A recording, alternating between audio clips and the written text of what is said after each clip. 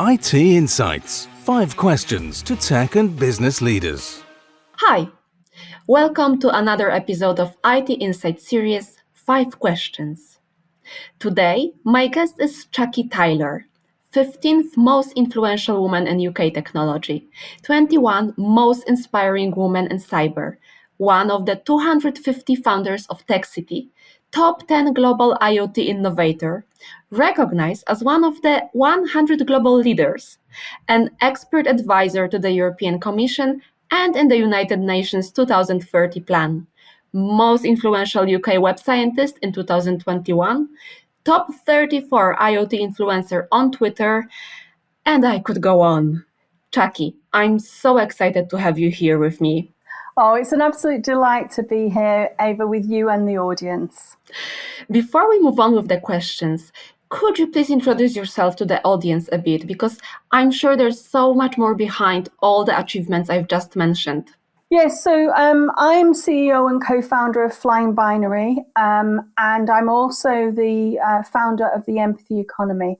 FlyingBinary is a web science company that changes the world with deep tech, and I can explain that for your audience if that's something I need to do. And so far, we've positively impacted over half the world's population. We run on a mission of inclusion, and by that I mean leave no one behind. We have demonstrated across the world that technology is an enabler to allow everybody to participate in the changes the industrial Internet of Things is doing to our society. So we see technology as an enabling technology, and we know it can deliver an inclusion agenda, and I know that because I have the data. And data is the king. Yes. Thank you. Or queen. Or queen, definitely. Thank you for that introduction. As you mentioned, you are an expert in deep technology, and you believe that it has positively impacted half of the world population, which is amazing. Have you ever considered doing something totally different in your life professionally than what you're doing now? Yes, many times, and I am. I'm actually an aerospace engineer. I'm not a technologist. So in order to get through my degree for aerospace, I was part of the team that pioneered new jet engine technology and built a new airframe, a new aircraft, to use that for a single mission to reduce the noise pollution our aircraft industry creates across cities. So even from the very beginning of my career in aerospace, I was always focused at a societal level. It's just an industry I absolutely love. But when I qualified, I won prizes and everything for what I'd done. And in fact, that aircraft, my dissertation, marked under armed guard, taken into the boardrooms of the company and commissioned. And, you know, such a huge honor as a young aerospace engineer to be part of that, except not, because it turned out that the first 80 aircraft were commissioned by Saudi Arabia. Mm-hmm. And as a woman, I was not welcome as part of that project. Yes. So I was graduated with lots of honors. I had lots of, things I'd achieved. It was amazing for the company, and I was out of a job. And so the managing director of my aerospace company was a pilot friend of mine, and we discussed what I might do. And I asked him a question that actually I've used ever since, which is, if you could get me to solve one problem, what would it be? And he said, I'd love to discover what those computer people are doing, because I never understand how it relates to building aircraft. And so I said, I'll do that, on the grounds that there wasn't anything else on offer. And it took me 6 weeks to realize what they were doing is something that filled me with horror. And out of that whole beginning was my start in the technology industry and the beginnings of the aerospace change to software engineering. So we put engineering at the heart of software. And for our aerospace industry, that was a massive change. And I was delighted to be part of that. Still sad I didn't have my aerospace engineering career I trained for. But I'd always wanted to be an author. I'd always wanted to share my knowledge, not because I want to see my own book, but I felt that I knew I was doing things that were pioneering. the web science I've mentioned, I pioneered that, and I wanted to write a book. I'm now the author of 15 books. And then I realized that the books went out into the world and did what they did, and people picked them up. And then lots of people wanted me to speak, which is great. So I have an agent that handles that work, and I'm an international speaker. Although I've made largely a virtual business since pandemic.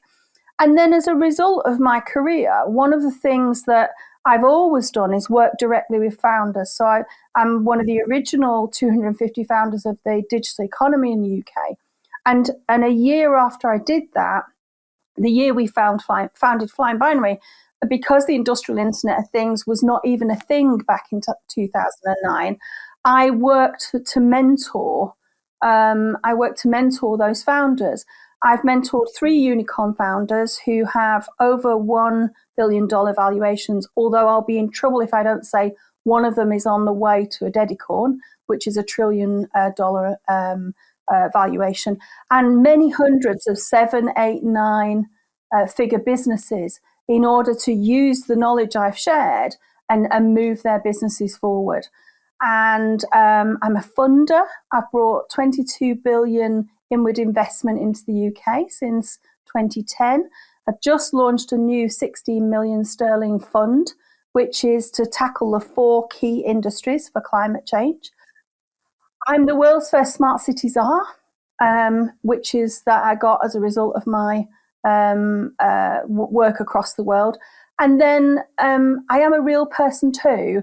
I'm a mixed media textile artist, which is very much right brain activity, creative activity. My house and my garden are my canvas. But I teach that too because I love it so much. It's a huge passion of mine. And young people as young as 6, I've taught them to be textile artists, set up a textile school to share that passion.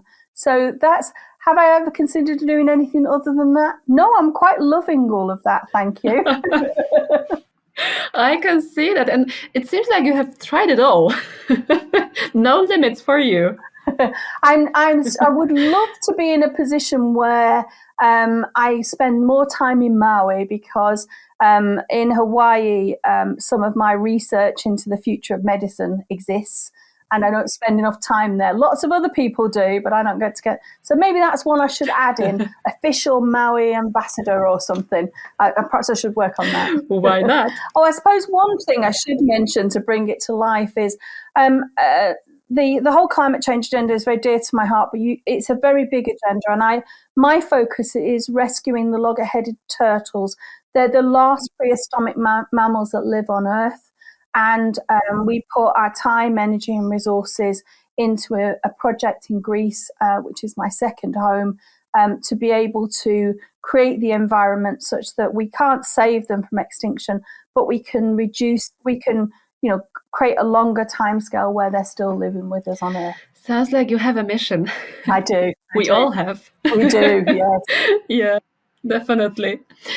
And what advice would you give to someone at the very beginning of their journey with deep tech? That's a really good question.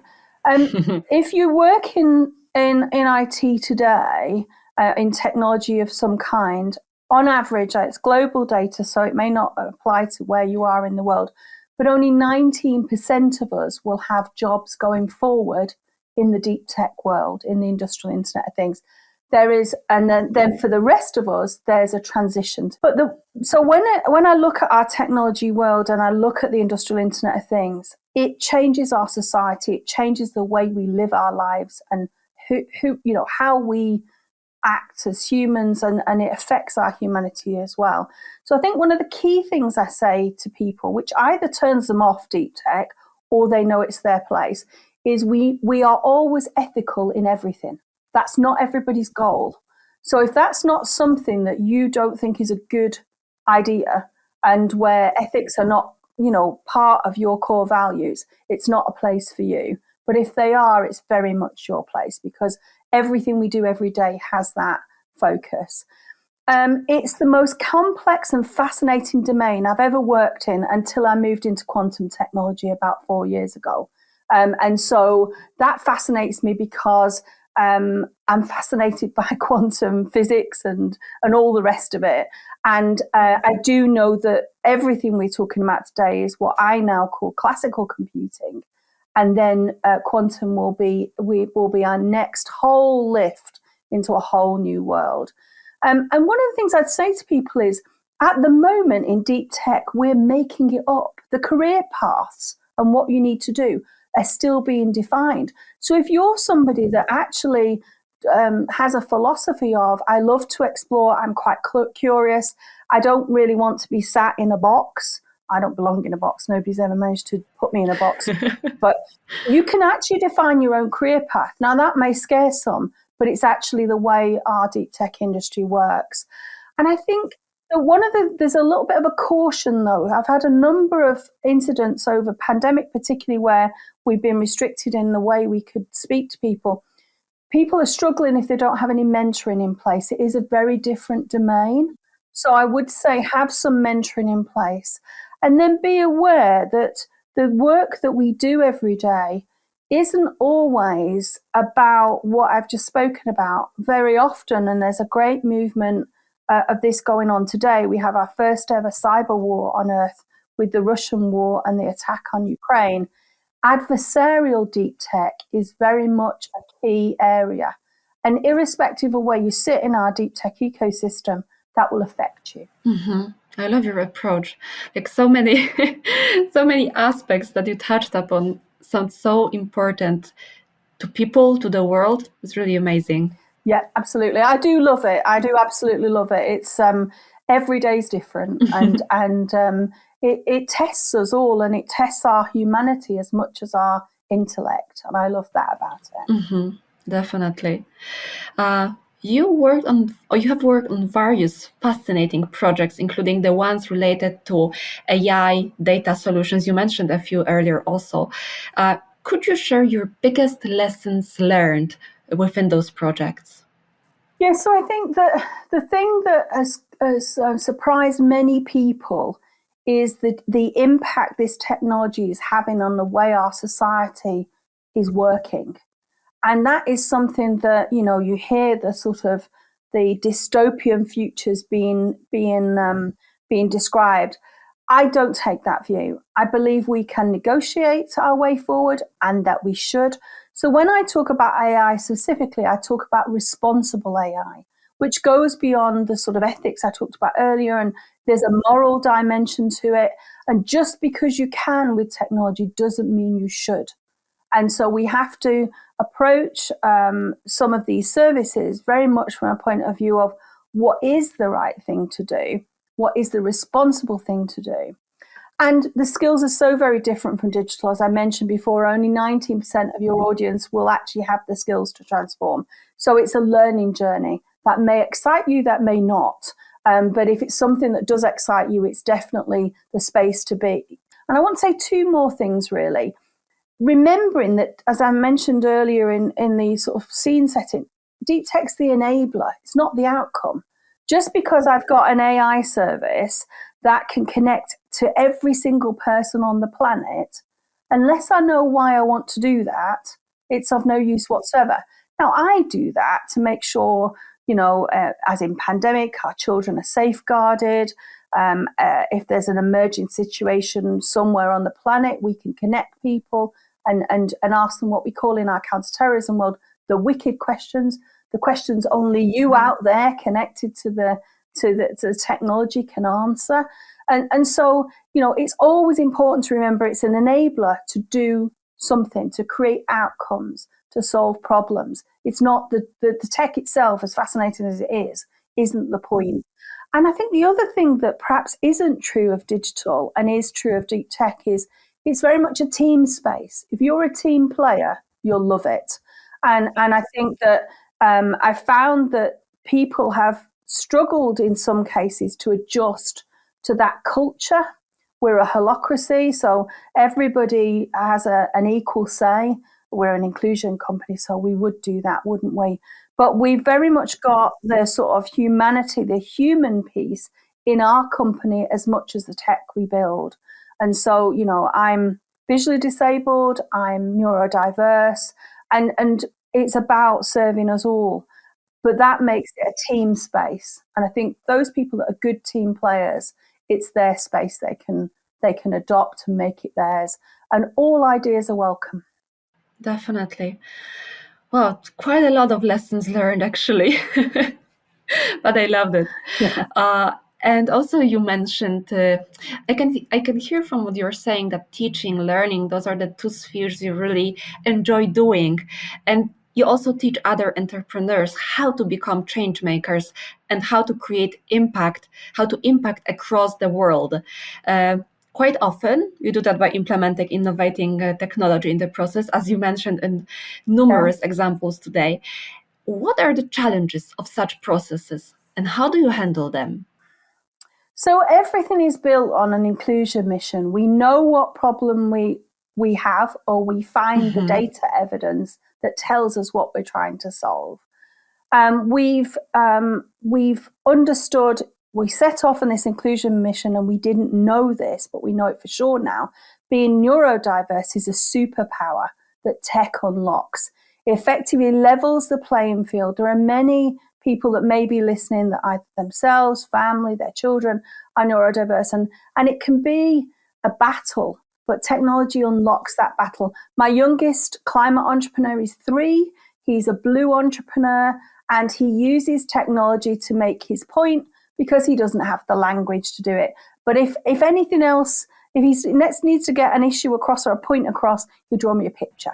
And so, you can do, technology enables him to do that fast because they're whoosh and they're gone. They're generation beta, under 7 years old.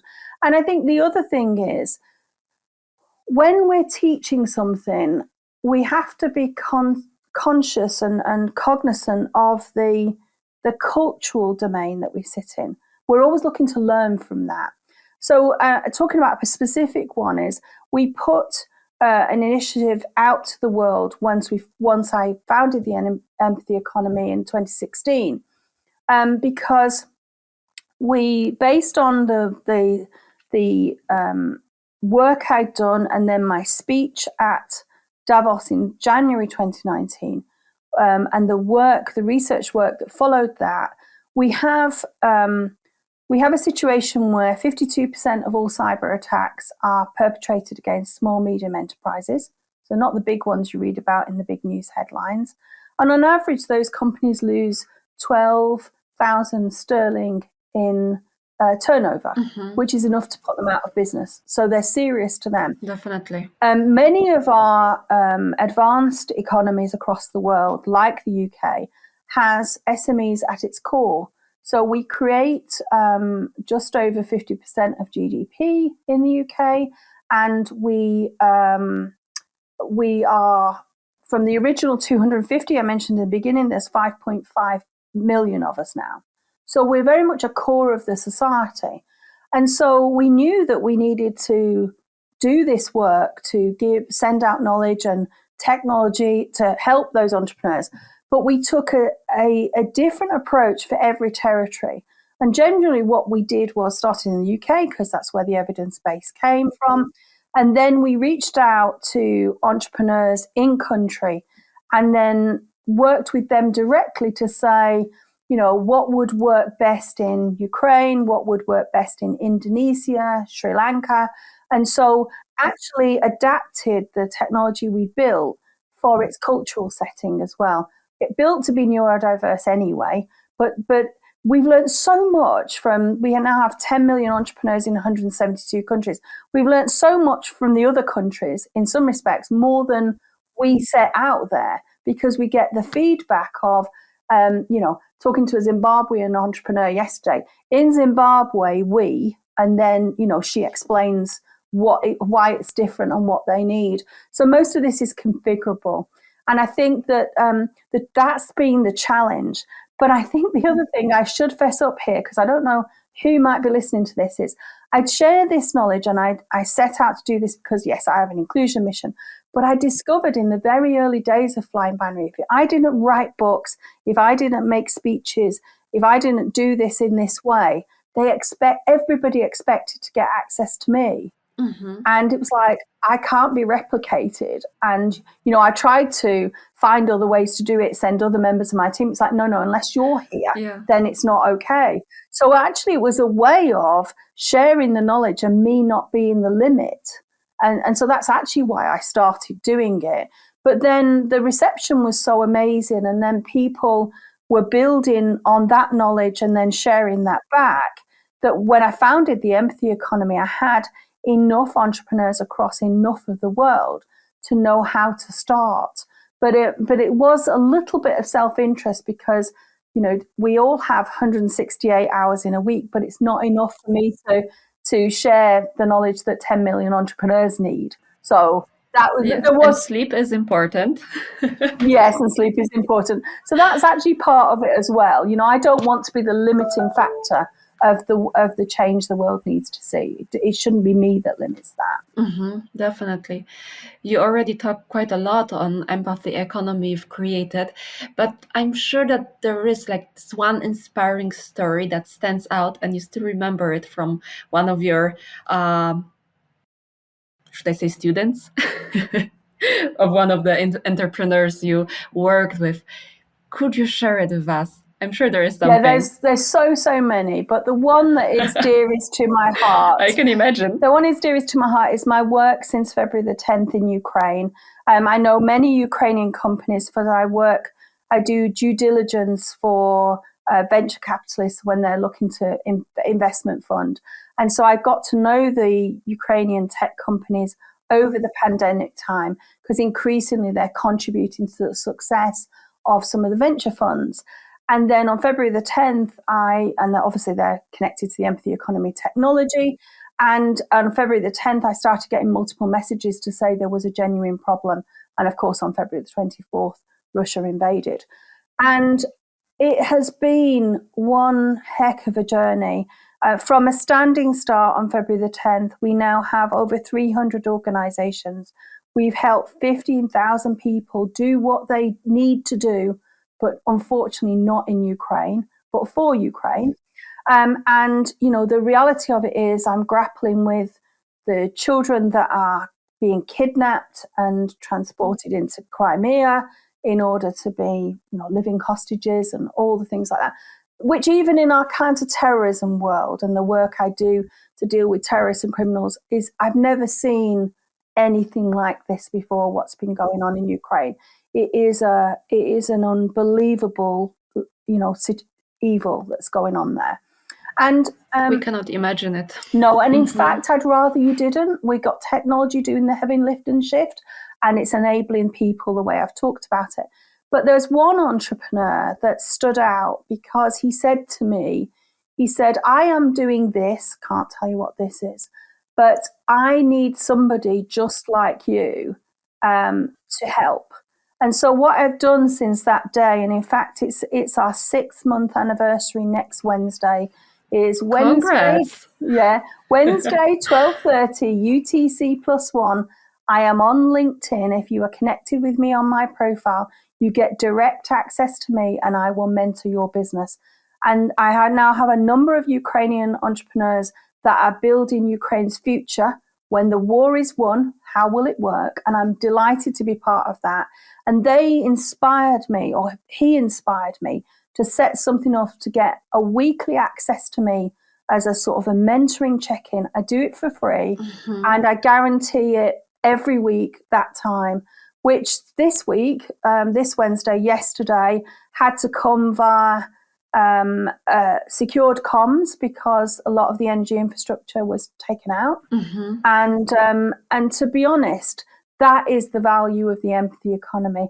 We're connecting not in the sharing economy where digital technology was built in a competitive way. We're connecting on shared values in a collaborative way for us to be the change makers. And I know that something amazing is going to happen for that because I've had early warning. I don't think he knows yet. But basically to create the world we want to live in. And I think for me, that's what the empathy economy technology has done. It's given people new options. They've brought their whole selves to work. It's inclusive and it's literally in plain sight, but not, not being shouted out from the white noise of technology. It's change maker to change maker, passing it on, connecting their regions, their communities, their national capabilities. And I'm so proud of them all, but particularly this one, because I've had reach out from other countries. In fact, we're on every continent now. That number of 172 countries is probably wrong, for this weekly mentoring piece I do. And I think that was just one person who, has become a dear friend now in Ukraine, saying, if I could ask for one more thing, and I know how many requests you have, is there any way? And I said, I've no idea, but I'll find a way. And if it isn't a way, I'll make a way. And that's called Profit for Purpose. And we run that on LinkedIn. And I'm going to make sure that you have my LinkedIn address, so that if anybody else needs that access to me, they get it listening to this podcast. Definitely. We'll also share it on our platform so that the audience can receive your help. I guess that's the easiest way to put it. Yeah. But it was really great to hear about the story and about the initiative. It really gives hope. Yes, and I hope that is what it does. That is its idea. And I just want to say, for people that want to move faster, I have opened the wait list for the next cohort of empathy economy businesses. I'll share that link with you as well, so that you can come into my world now. And what I plan to do is make this technology, my time, the tools, the tips, everything else available in a program. And I will teach you with your business, and I'll be with you side by side every step of the way. I also want to give you access to the World Economic Forum research I mentioned, because sometimes, particularly in these current geopolitical climate, we do feel unsafe. But the fact that I can share this research, and I'll send you the links so you can give it to the audience, means that this research is done. And what that means is we're working on it. And so, what we all do in our counterterrorism domain, in our cybersecurity industry, is do what needs to be done so you don't have to.